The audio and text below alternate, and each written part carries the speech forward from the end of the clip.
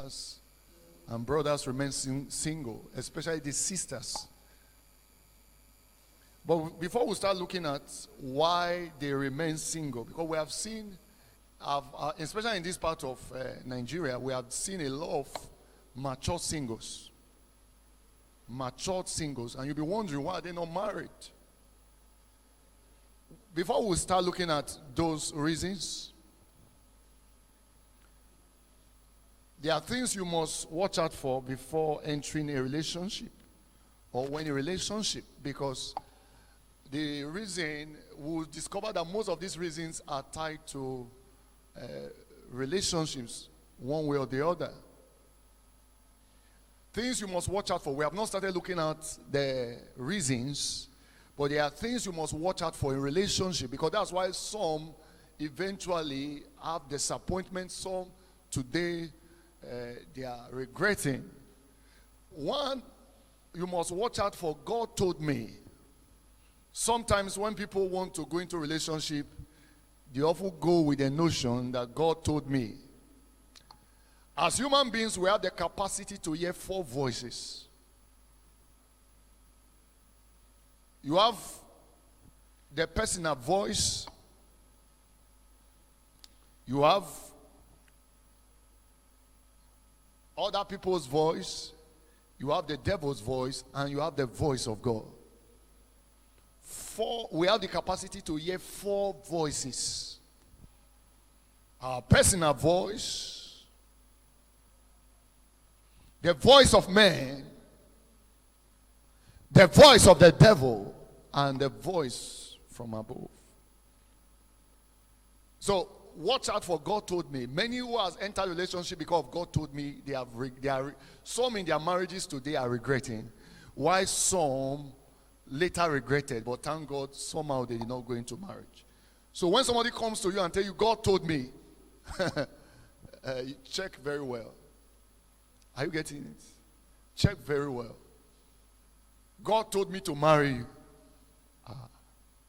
So God told me. So you did not like me. It's God that told you. Because when God chose for Adam, Adam blamed God. He said, the woman you gave to me is the cause of my problem. So the mathematics of God is usually different from man's mathematics. A good thing might not be a God thing. But many just use that thing, God told me. And they enter into a relationship. And the person will say, God told me. Even if you are hearing it from a pastor, if a man of God comes to you and says, God told me to marry you, please take time. Another thing you must watch out for is that God has a good plan for you. Say, God has a good plan for me. God has a good plan for you. You need to discern it and follow his plan and purpose so that you live a fulfilled life. This one, we have not started looking at the reasons. Before entering into a relationship, know that God has a plan for you. Don't enter into any relationship that you put God aside. You always need God. Praise the Lord. Number 3, you need knowledge in relationship or before entering a relationship. Say knowledge. Imagine a person who is to interview another person for the position of an accountant, yet had no knowledge of accounting. Because in relationship, there is going to be interview. If you don't have the knowledge, how will you know the question to ask a woman? How will you know the question to ask a man? If you don't have knowledge. So you need to read books. Our father-in-law, Bishop Rico, read 8 books on marriage. Before getting married, he read 8 books. He digested it and came up with the 7 concepts of marriage. 8 books. You need knowledge. You need to know your role as to what you are to do and what to expect. If you're a lady, you need to know what to expect from a man who is godly. A man who is to be your husband. You need to know your role. Praise the Lord. Hosea 4:6 say, my people are destroyed for lack of knowledge. So in relationship, you must keep talking. And if you don't have knowledge, you'll be asking chaff. You will sit down for 5 hours, yet not discuss any meaningful thing that will affect your relationship positively. You need knowledge. You need knowledge. Praise the Lord. You need knowledge. Because you must going to put your intended spouse daily actions to test. If you don't have knowledge, you will not know what to do. Praise the Lord.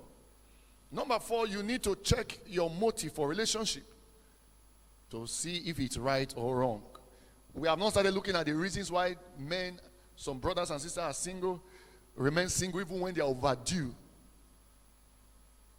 But we are still looking at just some key points about relationship. You need to check your motive for entering relationship to see if they are right or wrong. Sincere people go into relationship for different reasons. Praise the Lord. They go into relationship for different reasons. So you need to have the right motive before entering into relationship.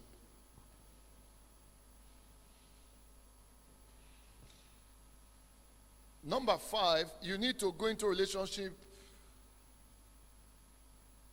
with someone at the same standpoint with you.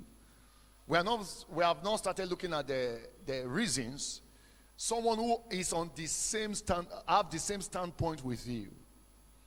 Someone who is going on the same direction with you. Praise the Lord.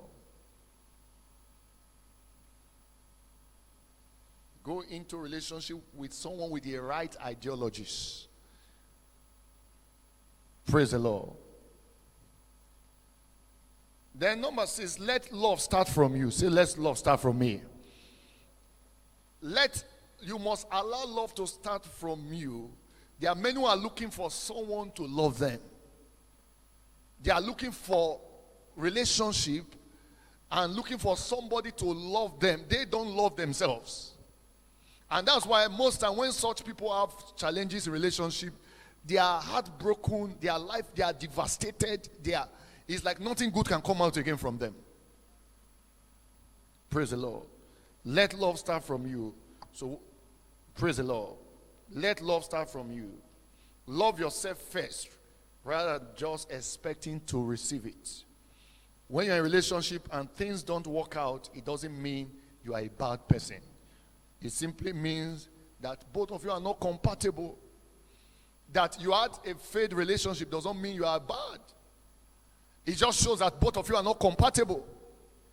So don't allow that to be the end of the world. Where I've met some persons, they say, well, I don't feel like they are not ready to talk about marriage again. That what I suffered in my last relationship.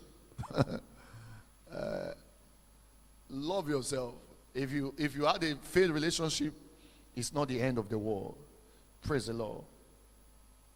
Then number 7, marry a friend, not a tax master. Marry what?